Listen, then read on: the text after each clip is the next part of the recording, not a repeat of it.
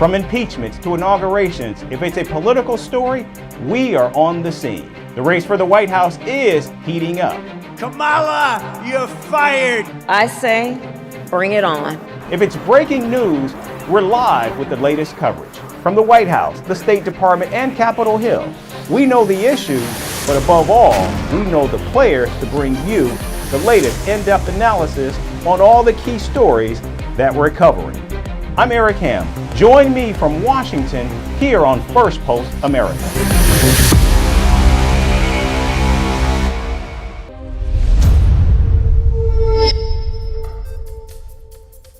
Hello everyone and welcome to a special Saturday edition of Firstpost America.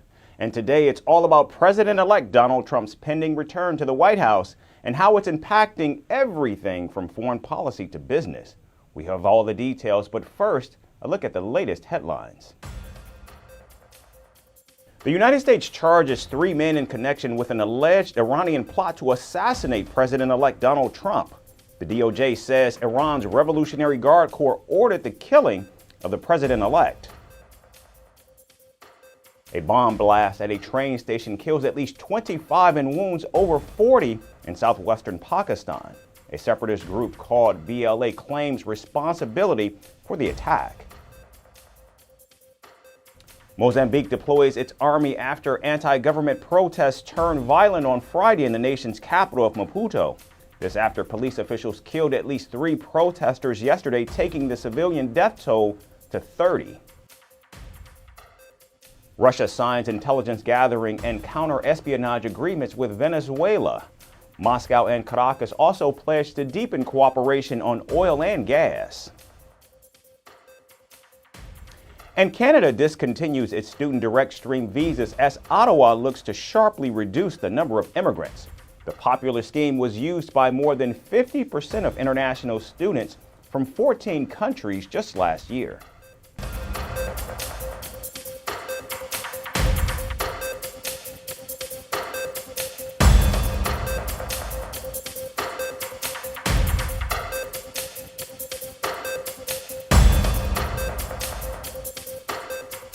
We begin in the United States. The White House is planning to send weapon systems worth billions of dollars to Ukraine before President Joe Biden leaves office in January of next year.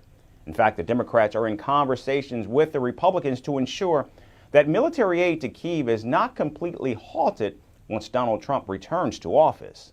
And we've been hearing us kind of announce aid to Ukraine over the past several weeks, if not months, and so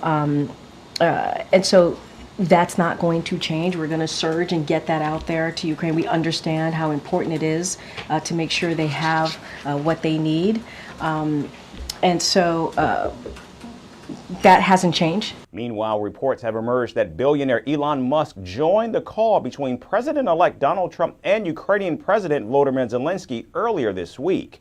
The Ukrainian leader had called the Republican to congratulate him on winning the election, when Donald Trump reportedly put the call on speaker and requested Elon Musk to participate.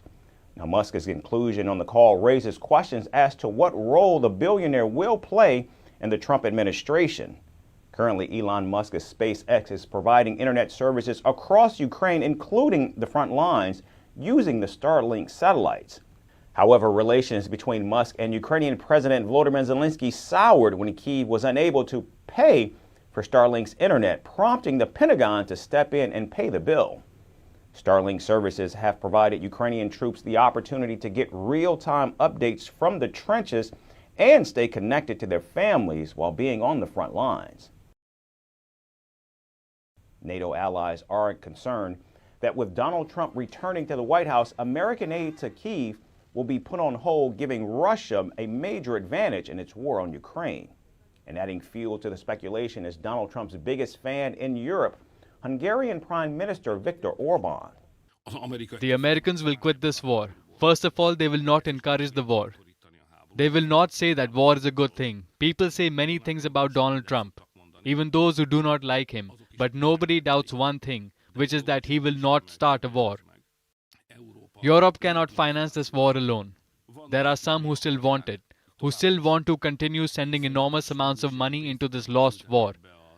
but the number of those who remain silent, though they were loud before, and those who cautiously voice that we should adjust to the new situation is growing. Meanwhile, NATO allies say they are more united than ever and are not worried about Donald Trump returning to the Oval Office. Well, I've just come from a meeting with President Zelensky, and that's my 6th time of meeting him since I've been Prime Minister, 6th time I've had to sit down with him and discuss the situation. It was an opportunity for me to repeat and affirm our ironclad support of Ukraine.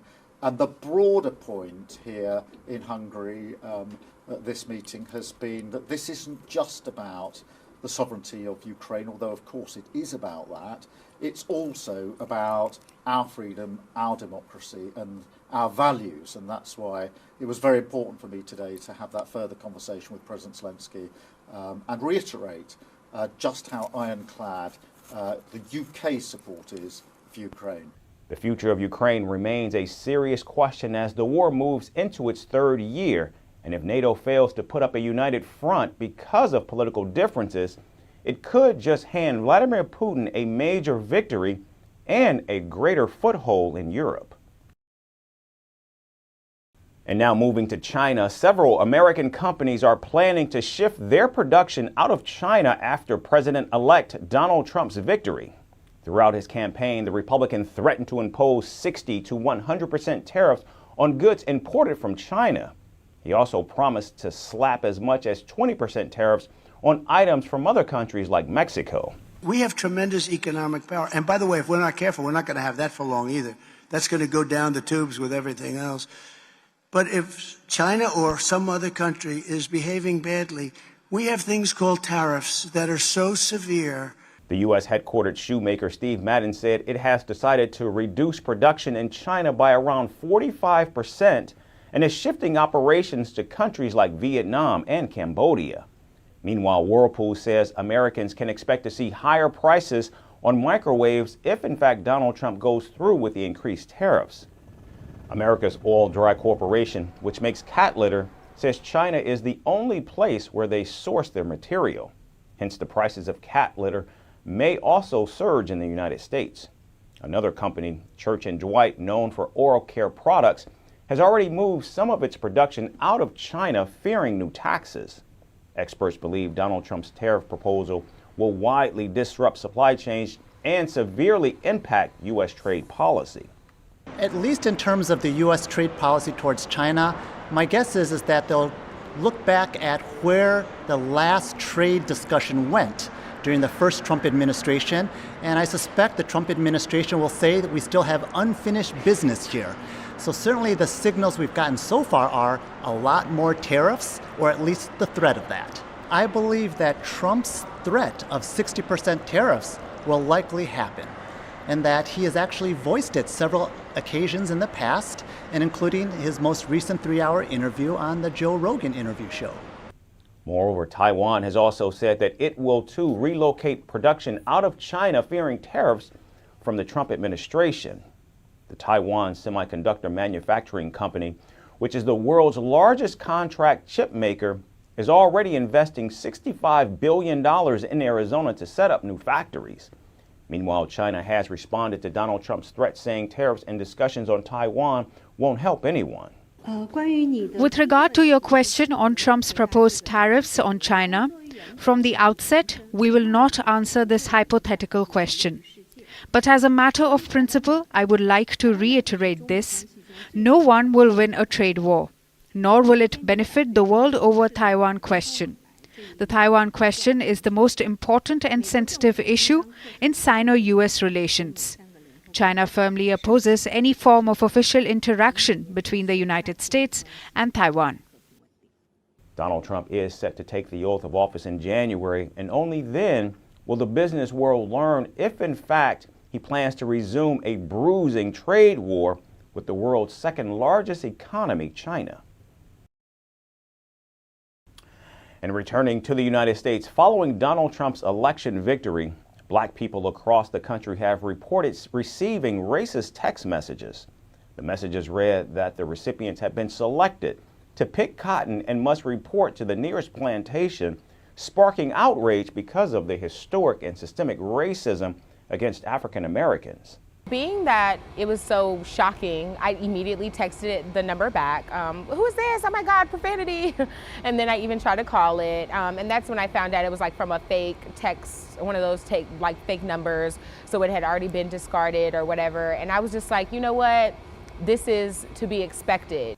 The messages have targeted Black adults, high schoolers, and college students, including those at historically Black universities like Alabama State, Clemson, the University of Alabama, Missouri State, and Ohio State. Now, the text that, these children on these college campuses and younger kids have gotten, that makes me feel like that this is just fueled by hatred, that this was, someone got a hold of their information and just and regurgitated something they saw and was just being mean.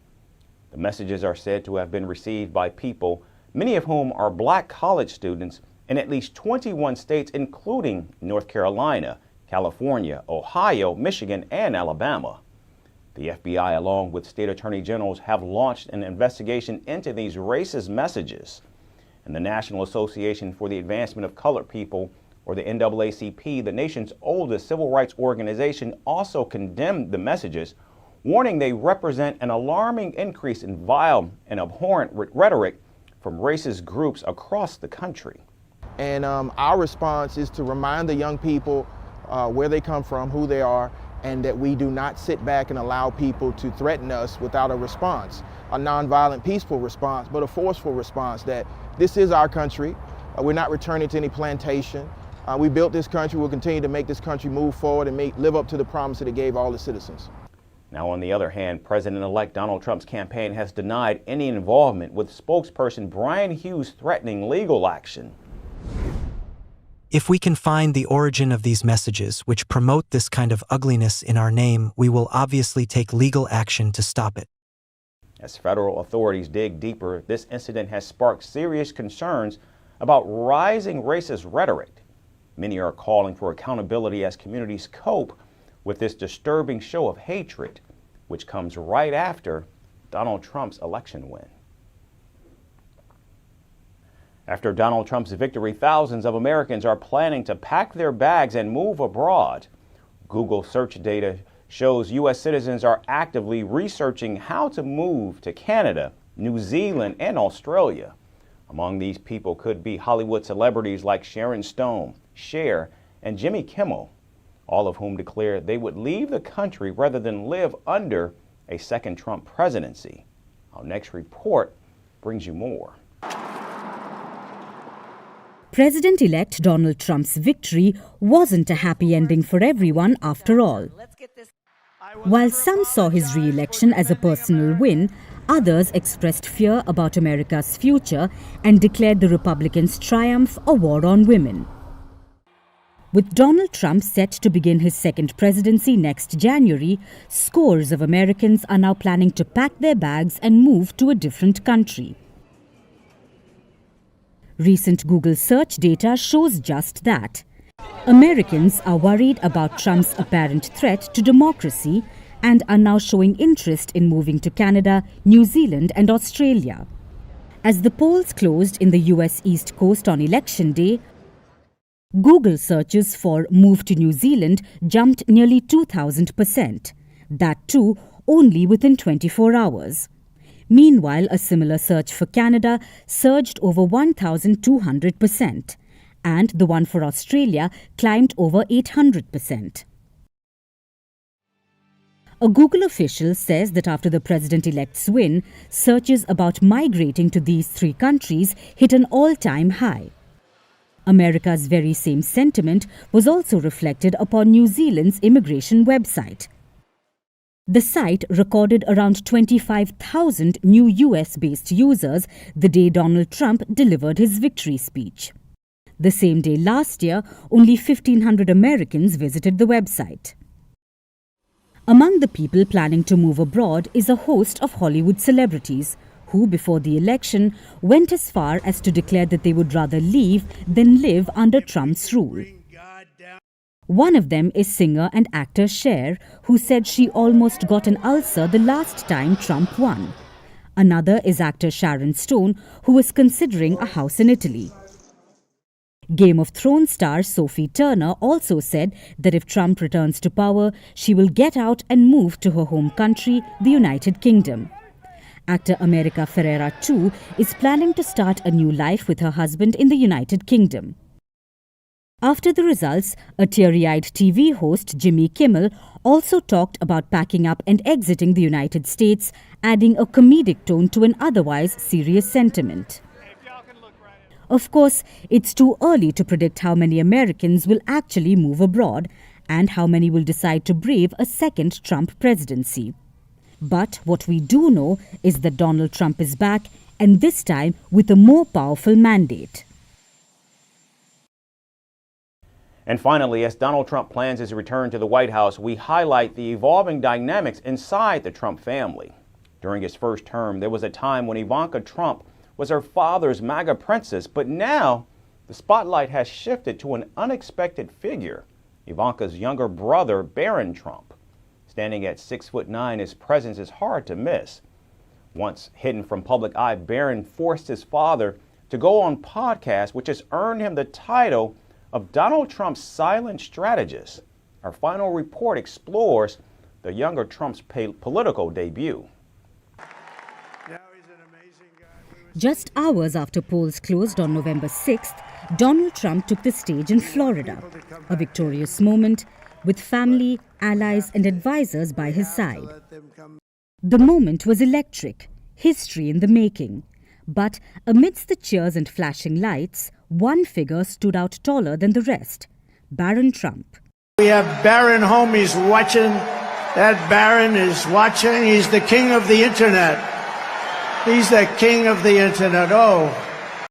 Towering at 6 feet 9 inches, Barron instantly captured the internet's attention. His tall, chiseled look, his quiet but powerful presence was no longer that of the once shadowed son of Donald Trump. Barron has emerged as a force, a strategist, and his father's Gen Z specialist. You know, I'm not allowed to call them boy, but he is my boy. He's my boy. They're all my boys, right? When you have sons, they can be any age. They're your boy. They're always going to be. And he is a very special guy. Barron Trump. This is the first time he's ever done this. Barron.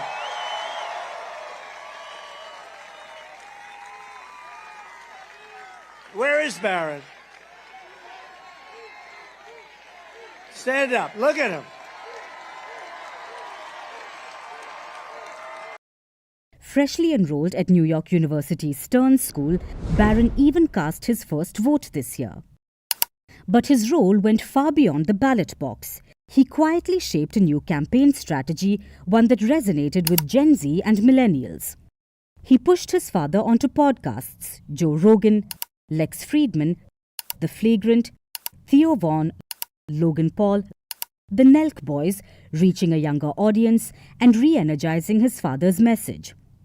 His influence, subtle yet potent, may well have been Trump's hidden edge. Then there was Ivanka, once her father's MAGA princess. She was dressed in a sleek blue velvet pantsuit and she joined the celebration, though this time she was a step behind her brother's spotlight. It was a striking contrast. In Trump's first term, she had been his closest advisor. She fought for equal pay and family leave, sharing the stage with global leaders and even defending her father through controversies. But this time, Ivanka and her husband, Jared Kushner, made the decision to step away from the political stage, opting to focus on their family. It was a deeply personal choice. However, their decision marked a clear shift in the family's dynamics. Ivanka, the once formidable presence, was now in a supporting role, content to watch from the sidelines as her younger brother took the reins. But despite the shifting roles, their loyalty to their father remained unwavering. Even though Barron's silent energy now casts a shadow over Ivanka's past influence, on that stage in Florida, the Trump family stood united. Family rivalries may exist behind closed doors, but in front of cameras, they were a picture of loyalty, a symbol of the Trump dynasty's enduring power. And with Barron now playing an increasingly influential role, it's clear that the Trump family is evolving. The quiet strategist has arrived, and with him, a new era of the Trump legacy. Thanks everyone for tuning in. We are certainly glad to have had you in this entire week. We hope you have a great weekend, and we look forward to seeing you right back here on Monday.